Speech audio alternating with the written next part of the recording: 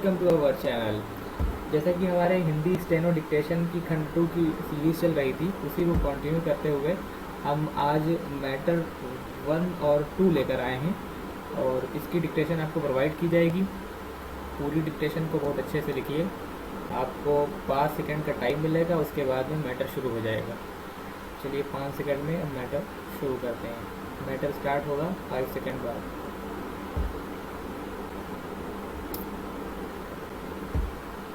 Start. महोदय, पर्यावरण से तात्पर्य किसी एक व्यक्ति के परिवेश से नहीं, वरन व्यक्ति के, समाज के, राष्ट्र के और इस सारी पृथ्वी के ही परिवेश से है, जिसका प्रभाव व्यक्ति, समाज, राष्ट्र और सारे विश्व पर पड़ता है। पर्यावरण से तात्पर्य पेड़ पौधों, नदी पहाड़ या किसी तंत्र विशेष से नहीं, वरन उस समग्र वास्तविकता से है जिस पर मानव मात्र का अस्तित्व और उसका संपूर्ण आध्यात्मिक एवं भौतिक विकास निर्भर है। अस्तित्व केवल शारीरिक स्वास्थ्य ही नहीं, मानसिक भी। स्वस्थ शरीर में स्वस्थ मन ही अच्छे स्वास्थ्य की परिभाषा है। शारीरिक स्वास्थ्य हमारे आहार पर निर्भर है, जिसका स्रोत इस पृथ्वी का जल, थल, वायुमंडल है। मानसिक स्वास्थ्य भी प्रकारांतर से इन्हीं पर निर्भर है, क्योंकि जैसा खाए अन्न वैसा बने मन। स्वस्थ शरीर पर सबसे अधिक प्रभाव हमारे चिंतन का, हमारी परंपराओं का और उन सब परिस्थितियों का पड़ता है जो हमारे ऊपर आरोपित हैं या की गई हैं या की जा रही हैं। इसलिए पर्यावरण या परिवेश से जल, थल, वायु ही नहीं, बल्कि वे सारे घटक महत्वपूर्ण हैं जिनका कुछ भी प्रभाव हमारे जीवन पर, हमारी क्रियाशीलता पर पड़ता है। जैसे हमारे विचार, हमारे आचरण और हमारी परंपराएं एवं संस्कृति आदि। सदा से मानव की आकांक्षा उन्नति और विकास की रही है। जगत का अर्थ ही है गतिमान, और गति दोनों ओर संभव है। उन्नति की ओर भी और अवनति की ओर भी। पहली को हम प्रगति कहते हैं, दूसरी को अगति, विगति, अधोगति या दुर्गति कह सकते हैं। वास्तव में मनुष्य ऐसा जटिल प्राणी है जिसमें अनेक विरोधाभासी और असंगत प्रतीत होने वाली प्रवृत्तियां और प्रतिक्रियाएं होती हैं। वह कानून और व्यवस्था की मांग करता है, किंतु चलचित्र, दूरदर्शन और आदि में स्वतः भड़की हिंसा या खेलों में युक्तिपूर्वक की गई हिंसा अथवा अनीति से मंत्रमुग्ध भी हो जाता है। मनुष्य अपनी ही जाति या वर्ग के व्यक्तियों के प्रति प्रायः बहुत अधिक प्रतिद्वंद्वी होता है, किंतु कोई बाहरी खतरा उपस्थित होने पर उनके प्रति हद से ज़्यादा सहयोगी बन जाता है।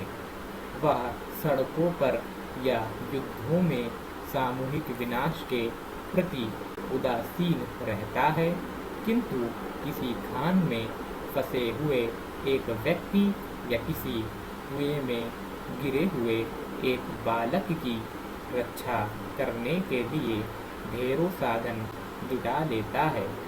कुछ विद्वान कहते हैं कि मनुष्य बंदर की संतान हो या ना हो, किंतु उसमें खालिस बंदर की द्वैत प्रकृति प्रायः ही होती है।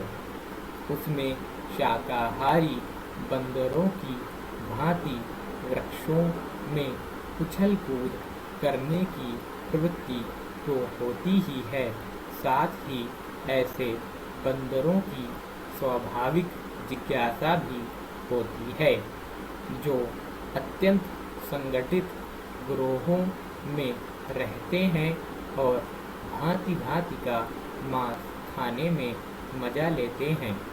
मनुष्य की ऐसी परस्पर विरोधी इच्छा आकांक्षाओं से निपटना असंभव होता है, फिर भी किसी प्रकार का संतुलित मध्यम मार्ग अपनाना अनिवार्य होता है।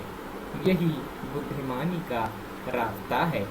विद्वानों ने मानव की मूलभूत आवश्यकताओं को 5 स्तरों में रखा है, महोदय, जो एक के बाद एक आते हैं। शारीरिक आवश्यकताएं यथा भोजन, कपड़ा, मकान और आराम जीवन की मौलिक आवश्यकताएं हैं। दूसरे स्तर पर आती हैं सुरक्षा और भविष्य के प्रति निश्चिंतता। इनके लिए मनुष्य भांति भांति की वस्तुओं का संग्रह करता है। फिर है सामाजिक आवश्यकताएं, जैसे अपने परिवार के भीतर और फिर बाहर के दूसरे लोगों से अच्छे संबंध बनाए रखने के लिए सामाजिक, आर्थिक, राजनैतिक और मनोरंजनात्मक संगठन बनाना। चौथे स्तर पर हैं अहम संबंधी आवश्यकताएं, जैसे आत्मसम्मान, आत्मविश्वास और आत्मतुष्टि आदि। आत्मपरितोष अर्थात उन्नति, विकास और ख्याति प्राप्ति की क्षमताओं को साकार करना व्यक्ति की अंतिम और उच्चतम अपेक्षाएं हैं। इन आवश्यकताओं की पूर्ति के लिए मनुष्य अपने आसपास उपलब्ध पर्यावरण का दोहन करता है। जल, थल, वायु ही नहीं, पेड़ पौधों, पशु पक्षी, जीव जंतुओं तक का उपयोग करता है। सभी शक्तियों का, यहाँ तक कि सबल व्यक्ति अपने से निर्बल व्यक्तियों का दोहन करता है, जो शोषण की सीमा तक पहुँच जाता है। इसके लिए भांति भांति की तकनीकें खोजी और अपनाई जाती हैं। प्रौद्योगिकी से मनुष्य की भांति भांति की आवश्यकता की वस्तुएं अभूतपूर्व प्रचुरता से दे कर संतुष्ट किया है और आवश्यकता की सीमा रेखा भी खिसकाई है। विलासिता और सजावट की ऐसी सामग्री भी दी है, जो अब बहुत कुछ आवश्यकताओं में गिनी जाने लगी हैं। स्वचल वाहन, दूरदर्शन, धुलाई मशीन, सफाई मशीन, सिलाई मशीन, स्टोव, चूल्हे, मिक्सी, फ्रिज आदि आदि अब बहुत से लोगों के लिए अनिवार्य आवश्यकता की कोटि में आ गई हैं। तकनीकी और औद्योगिकी से यह सब संभव हुआ है, किंतु एक ऐसा अल्प वर्ग भी है जिसके लिए विलासिता आवश्यकता की कोटि में आ चुकी है। विज्ञान की जन समुदाय के लिए तो मौलिक न्यूनतम आवश्यकताएं भी विलासिता ही बनी हुई हैं। औद्योगिकरण के सहारे मनुष्य ने जितना भी विकास किया है, उसे वह उन्नति कहकर संतोष करने लगता है और अपनी द्वैध प्रकृति के कारण यह ध्यान नहीं देता कि इस विकास से वर्ग भेद पनपा है। अमीरी गरीबी के बीच की खाई चौड़ी हुई है। जो व्यक्ति मानव की समानता, समाजवाद या साम्यवाद के गीत गाता है, वही अपनी द्वैध प्रकृति के कारण अपने पर्यावरण, यहाँ तक कि मानव के भी शोषण के नए नए तरीके खोजता है। मैटर कंप्लीट हुआ। अगर ये मैटर आपने 90% की एक्यूरेसी में लिख लिया है, मतलब आपको लिखने में ज़्यादा दिक्कतें नहीं हुई, तो आप स्टेनो बढ़िया कर रहे हैं। और ये 80 की स्पीड में ही था, थोड़ा बहुत फ्लक्चुएशन हुआ होगा। और इसकी PDF अगर चाहिए तो आप लोग टेलीग्राम को ज्वाइन कर लें, वहाँ पर आपको इसकी PDF मिल जाएगी।